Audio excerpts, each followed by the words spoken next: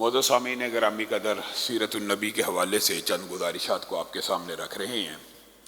غزوہ ذات الرقاع کے حوالے سے بھی چند گزارشات آپ کے سامنے رکھی تھی۔ اسی غزوے کی واپسی کے اوپر غورث بن حارث کا واقعہ بھی پیش آیا۔ یہ جو واقعہ ہے یہ تاریخ کے اندر، سیرت کے اندر مختلف ڈیٹوں کے ساتھ بیان ہوا۔ تو بعض مورخین نے لکھا کہ یہ واقعہ ایک شخص کے ساتھ پیش نہیں آیا، متعدد مرتبہ پیش آیا، اور بعض نے کہا نہیں، ایک ہی مرتبہ پیش آیا، کسی نے غزوہ ذات الرقاع کے موقع کے اوپر ذکر کر دیا، کسی نے کسی دوسرے غزوے کے موقع کے اوپر ذکر کر دیا۔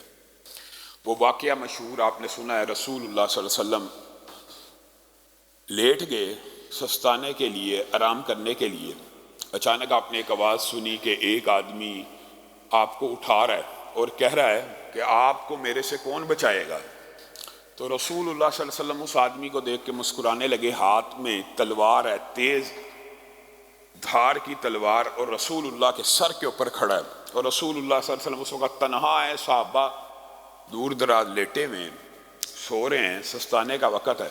تو رسول اللہ صلی اللہ علیہ وسلم مسکرا کے اس کو کہتے ہیں، اس وقت بھی مجھے اگر تیرے ہاتھ سے کوئی بچا سکتا ہے تو اللہ بچا سکتا ہے۔ جیسے ہی رسول اللہ نے یہ الفاظ کہے اللہ بچا سکتا ہے، اس آدمی کے ہاتھ کپ کپانا شروع ہو گئے، اور وہ جو کھڑا ہے رسول اللہ صلی اللہ علیہ وسلم کو تلوار لے کر مارنے کی نیت سے کپ کپاتے ہوئے اس کے ہاتھ سے تلوار گر جاتی ہے، اور رسول اللہ صلی اللہ علیہ وسلم تلوار اٹھا لیتے ہیں۔ اور بعض روایات میں یہ آتا ہے رسول اللہ کہتے ہیں اب بتا تجھے کون بچائے گا؟ تو کہنے لگا اب آپ کے ہی رحم و کرم پہ ہوں۔ تو رسول اللہ نے کہا نہیں، تجھے بھی اگر بچا سکتا ہے تو اللہ بچا سکتا ہے، جا میں نے تجھے آزاد کیا اور میں تجھ سے بدلہ نہیں لیتا۔ اس احسان کے بدلے میں پھر غورث بن حارث نے اسلام کو قبول کیا۔ یہ واقعہ غزوہ ذات الرقاع اور دیگر غزوات کے ساتھ بھی بیان کیا جاتا ہے۔ اس کے بعد اسلامی تاریخ کا جو بہت اہم ترین غزوہ اور جس کے حوالے سے قرآن پاک میں بہت سی آیات بھی نازل ہوئی، بعض آیات ہم سمجھتے ہیں کہ صرف غزوہ بدر، احد اور تبوک اور حنین اور اس طرح کے غزوات کے یا صلح حدیبیہ وغیرہ کے موقع کے اوپر نازل ہوئی۔ قرآن پاک کی متعدد آیات کچھ ایسے غزوات کے بارے میں بھی نازل ہوئی ہیں کہ جس کا عرف عام میں لوگوں کو علم نہیں ہے۔ انہی میں سے ایک غزوہ بنی مستلق ہے، اور یہ سن 5 ہجری میں پیش آیا۔ شعبان کو رسول اللہ صلی اللہ علیہ وسلم نے 700 گھڑ سواروں کو تیار کیا، 700 نوجوانوں کو تیار کیا، اور ان میں 30 گھڑ سوار بھی شامل تھے۔ یہ جو غزوہ بنی مستلق ہے، اس کا جو دباچہ اور تمہید ہے وہ یہ ہے، یہ وہ قبائل تھے کہ جنہوں نے رسول اللہ صلی اللہ علیہ وسلم کے خلاف قریش کے ساتھ معاہدہ کیا ہوا تھا۔ یہ قریشیوں کے حلیف تھے۔ غزوہ احد کے اندر بھی انہوں نے قریشیوں کا ساتھ دیا۔ جیسے غزوہ احد کے بعد میں آپ کو مختلف مارکوں کے بارے میں بیان کر رہا ہوں کہ رسول اللہ صلی اللہ علیہ وسلم اپنی ٹیریٹری، اپنی ریاست کی حدود اور اپنے ریاست کے امور اور اپنی ریاست کے معاملات واضح کرتے جا رہے ہیں، اور اپنی سرحدوں کو بڑھاتے چلے جا رہے ہیں، اور فتنے بازوں کو ان کی سرکوبی کرتے چلے جا رہے ہیں۔ تو یہ بھی رسول اللہ صلی اللہ علیہ وسلم نے ضروری سمجھا کہ انہوں نے بھی قریش کا ساتھ دیا تھا احد کے میدان میں، اور یہ قریش کے حلیف ہیں، اور حضرت بریدہ اسلمی کو بھیجا تھا پہلے ان کی تفتیش کرنے، ان کے کیا ارادے ہیں، کیا نیت ہے۔ انہوں نے آ کے رپورٹ دی کہ ہاں وہ آپ سے جنگ کرنا چاہتے ہیں، اور وہ جنگجو تیار کر رہے ہیں، اور وہ اسلحہ تیار کر رہے ہیں، اور جب کبھی ان کو موقع ملا وہ پلٹ کے آپ کے اوپر وار کریں گے۔ تو رسول اللہ صلی اللہ علیہ وسلم نے کہا قبل اس کے کہ وہ ہم پہ حملہ کریں، 700 نوجوانوں کو تیار کیا، 30 گھڑ سوار ساتھ لیے، آنن فانن ان کے کنویں کے اوپر جا پہنچے۔ اور اس غزوے کے اندر بھی رسول اللہ صلی اللہ علیہ وسلم کو بہت بڑی مزاحمت کا سامنا نہیں کرنا پڑا۔ تھوڑی ہی دیر میں ان کے جنگجوؤں کو جو ماہر جاں باز سپاہی تھے قتل کیا، اور باقی سب کے سب کو قیدی بنا لیا۔ تو یہ غزوہ یعنی محدود مدت میں ایک ہی دن میں تقریباً ختم ہو گیا۔ لیکن اس غزوے کے اندر، سفر کے اندر اور سفر سے واپسی کے اندر جو معاملات پیش آئے وہ نہایت اہم ہیں۔ رسول اللہ صلی اللہ علیہ وسلم کی خانگی زندگی کا یعنی ازواجی زندگی کا بھی ایک بہت اہم واقعہ اس غزوے میں پنہا ہے کہ رسول اللہ صلی اللہ علیہ وسلم نے جب سارے قیدی اور سارے جنگجو گرفتار کر لیے تو ان کی تقسیم ہو گئی، جو جیسے تقسیم ہوتی ہے رسول اللہ صلی اللہ علیہ وسلم تقسیم کر دیے۔ تو حضرت جویریہ بنت حارث وہ ثابت بن قیس کے حصے میں آئیں، اور بعض روایات میں ان کے چچا کے بیٹے کے حصے میں آئیں۔ ثابت بن قیس کے حصے میں آئیں، وہ سردار کی بیٹی تھی، اور غزوہ بنی مستلق جو تھا جس کی قیادت میں لڑا گیا وہ حارث بن ابو ذرار ہی تو تھا، وہ بھی قیدی۔ اب بیٹی کو بھی جب قیدی بنا کر ثابت بن قیس کے حصے میں آئی تو وہ بہت زیرک دانا خاتون تھی۔ انہوں نے ثابت بن قیس کو کہا تو کیا چاہتا ہے، مجھے اپنی باندی بنا کے رکھے گا، میرے ساتھ مکاتبت کر لے کہ میں تجھے اتنے پیسے دوں گی۔ ان کا آپس میں معاملہ طے پا گیا کہ اتنے پیسے تو مجھے دے تو تو آزاد ہے۔ ان نے حضرت جویریہ نے کہا میں سردار کی بیٹی ہوں، تو ٹینشن نہ لے، پیسے اکٹھے کرنا یا پیسے دینا یا تو میرے پہ بد اعتمادی نہ کر، میں تیرے پیسے فی الفور اتار دوں گی، جلدی اتار دوں گی۔ جب انہوں نے مکاتبت کر لی تو ثابت بن قیس نے ان کے ساتھ یہ اگریمنٹ کر لیا، ٹھیک ہے اگر آپ مجھے پیمنٹ کریں گی آپ آزاد ہیں۔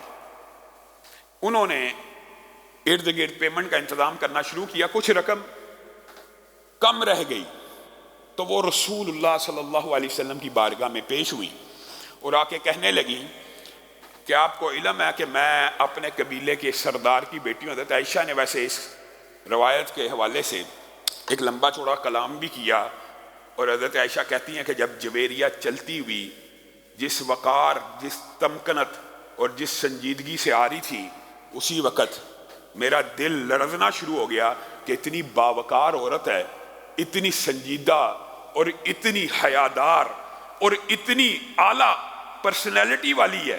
میرا دل، حضرت عائشہ خود بیان کرتی ہے، میرے دل میں یہ خیال آیا کہ رسول اللہ صلی اللہ علیہ وسلم کے دل کو بھا جائیں گی اور رسول اللہ صلی اللہ علیہ وسلم ان سے شادی کا ارادہ نہ کر لیں۔ حضرت عائشہ کا یہ روایت ویسے موجود ہے۔ اور رسول اللہ کے پاس جب وہ حاضر ہوئی اور رسول اللہ نے جو شادی کی اس کی وجوہات بھی متعدد ہیں، رسول اللہ سے کہنے لگی آپ کو پتہ میں اپنے سردار، قبیلے کے سردار کی بیٹی ہوں، آپ نے ثابت بن قیس کے مجھے سپرد کیا، اس کے ساتھ مکاتبت ہو گئی ہے، کچھ پیسوں کی کمی ہے، آپ میرے سے کیا تعاون کرتے ہیں؟ میں آپ کے پیسے کا احسان کا بدلہ، سرداروں کی بیٹیاں جس وقار کے ساتھ بات کرتی ہیں، آپ میرے پہ احسان کریں گے، آپ کے احسان کا بدلہ دوں گی، یعنی آپ کو اچھی طرح قرض لٹاؤں گی، آپ مجھے قرض دیجئے۔ رسول اللہ صلی اللہ علیہ وسلم کا کوئی فعل عمل اللہ کے حکم کے بغیر نہیں ہوتا۔ رسول اللہ کچھ دیر خاموش رہے اور کہنے لگے کیا میں آپ کو اس سے ایک اچھی آپشن نہ دوں؟ کہا کیا؟ میں مہر آپ کو دیتا ہوں، آپ آزاد ہو جانا، یہ جو رقم ہے مہر کے طور پہ میں آپ کو رقم بھی دیتا ہوں، آپ آزاد بھی ہو جانا، آپ مجھ سے نکاح کر لیں۔ جویریہ نے اس آپشن کو قبول کیا اور رسول اللہ صلی اللہ علیہ وآلہ وسلم کے ساتھ ان کا نکاح ہو گیا۔ اب یہ وہ غزوہ ہے کہ جس میں بہت زیادہ محنت کے بغیر سینکڑوں قیدی، بہت بڑا مال غنیمت ہاتھ میں لگا ہوا ہے، صحابہ خوش ہیں، لیکن رات ہوئی تو پورے کے پورے جب الاؤ روشن ہوئے ایک ایک خیمے میں یہ بات پہنچ گئی کہ بنو مستلق کا جو قبیلہ یہ رسول اللہ کا سسرالی رشتہ دار ہو گیا ہے۔ کیسے؟ حارث بن ابو ذرار جو ہے اس کی بیٹی کے ساتھ رسول اللہ نے شادی کر لی ہے۔ غزوہ بنی مستلق کے اندر یہ جو شادی کا واقعہ یہ بھی بہت اہمیت کا حامل ہے۔ امی عائشہ کہتی ہیں کائنات کے اندر، دھرتی کے اوپر اس سے مبارک عورت اور اس سے بہتر نکاح میں نے نہیں دیکھا اپنے قوم اور کنبے اور قبیلے کے لیے۔ جس بابرکت نکاح کا جب رسول اللہ نے ارادہ کیا تو جویریہ کے قبیلے کو ایسا فائدہ پہنچا جو انسانی تاریخ میں نہیں پہنچ سکتا۔ کہا کیا فائدہ پہنچا؟ جب رات کو یہ بات پھیل گئی کہ یہ قبیلہ بنو مستلق سارے کا سارا رسول اللہ کا سسرالی رشتہ دار ہے، کسی ایک نے بھی رسول اللہ سے آ کے نہیں پوچھا، آپس میں فیصلہ کیا اب یہ ہمارے نبی کے سسرالی رشتہ دار ہیں، صبح ہونے سے پہلے سینکڑوں غلاموں کو، سینکڑوں باندیوں کو، پورے کے پورے قبیلے کے جتنے قیدی تھے سب کو آزاد کر دیا کہ یہ میں ہمارے رسول کے سسرالی رشتہ دار ہیں۔ روایات میں آتا ہے کہ ڈول کے اوپر جو لکڑی لگی ہوتی ہے، لکڑی اگر وہ بھی کسی کے حصے میں آئی، اس نے وہ بھی ڈھونڈ کے کہ کس کی ہے اس کو واپس کر دی، وہ رسی جس سے ڈول کھینچا جاتا ہے وہ بھی واپس کر دی۔ اور فائدہ کیا نکلا؟ جب صحابہ کا یہ طرز عمل دیکھا اور اپنی بیٹی کے ساتھ حارث نے یہ معاملہ دیکھا، یہ عجیب قسم کا غزوہ ہے کہ غزوہ کفار کے خلاف ہو رہا تھا، ان کو تحقیق کرنے کے لیے ان کو قیدی بنایا جا رہا ہے۔ جب آزاد کیا گیا، جب رہا کیا گیا، رسول اللہ کی یہ حکمت ہے، یہ حکمت ہے شادی کی سب سے بڑی۔ رسول اللہ نے جب جویریہ سے شادی کر لی، اگلے دن سب آزاد ہیں، سارا مال غنیمت واپس ہے، ایک سردار ایک بیٹی آپس میں مشورہ کرتے ہیں، ایک سردار اپنے کنبے اور قبیلے کے ساتھ مشورہ کرتا ہے، یار کس کے ساتھ دشمنی لی ہوئی تھی؟